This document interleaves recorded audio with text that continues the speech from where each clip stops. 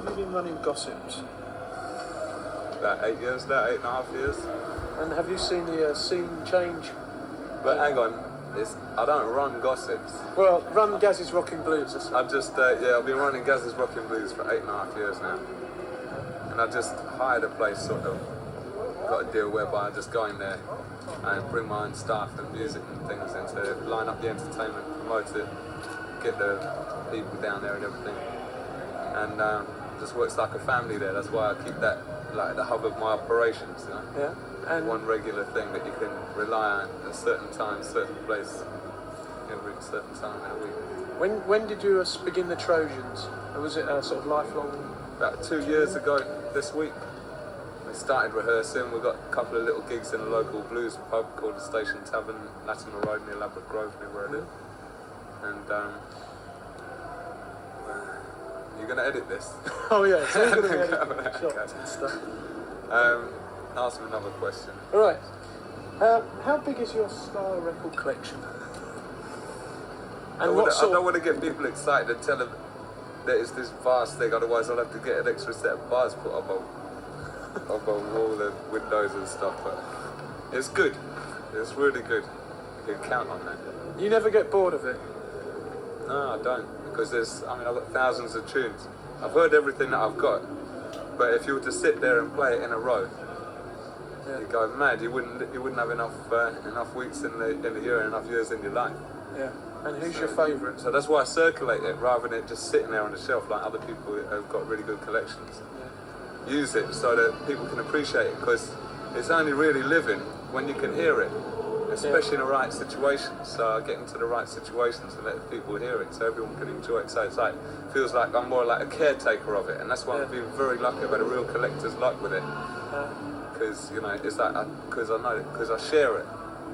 So I get some records sometimes through some web channels and things that other people couldn't get, and I'm just being like having a serious purge now and getting to the heart and the nitty gritty of it.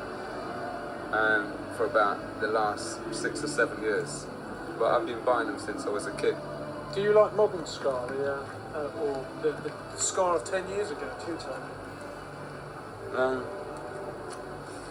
I had a little shop in Ken Market in '79, selling clothes and records. It was those bands like Madness, when they're up and coming specials, and people used to come and buy the clothes out of my shop. And it was a non-stop party, like 6 days a week down there. Especially Saturdays, and you used to get complaints from all the offices and the other store holders, because it was like serious party, dancing on a wooden dance floor in the shop and everything. And when I first heard the advent of these bands and first read about them, I thought, this is it. And I went down there to the gigs, and I think the first one I really saw was, I can remember, it was Specials, Madness and Selectra all on the same night, the Electric Ballroom.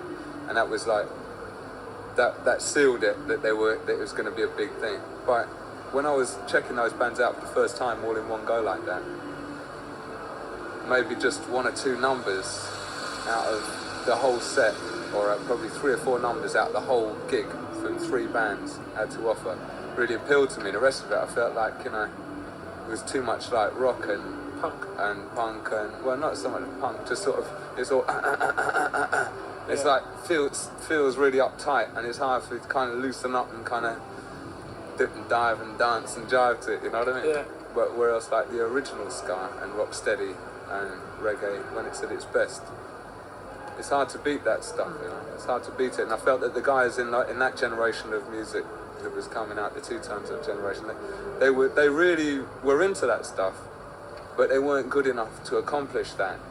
So they did what they could do within their limitations, and they found that it was a lot easier. It sounded a bit phony a lot of the time, so they were better off going totally phony and doing a pop thing, and that's where they made most of their money. So that's and lots of other people jumped on the bandwagon, copying that sound rather than getting to the heart and soul of what it was supposed to be about.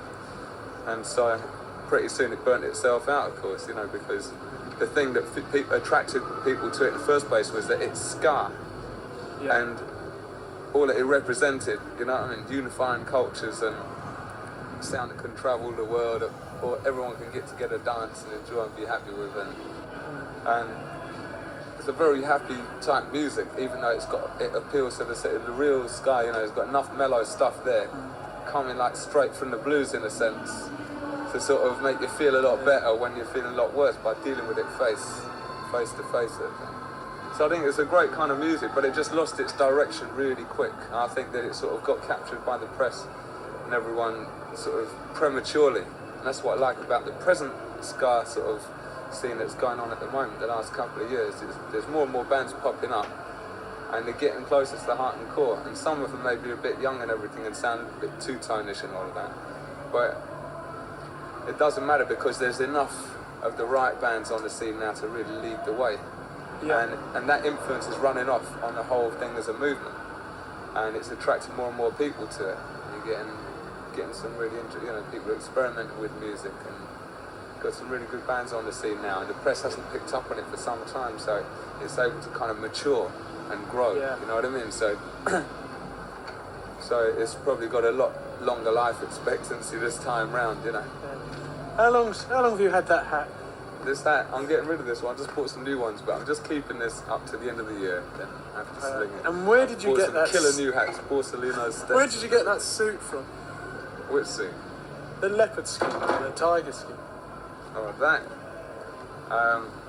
Well, a guy bought it.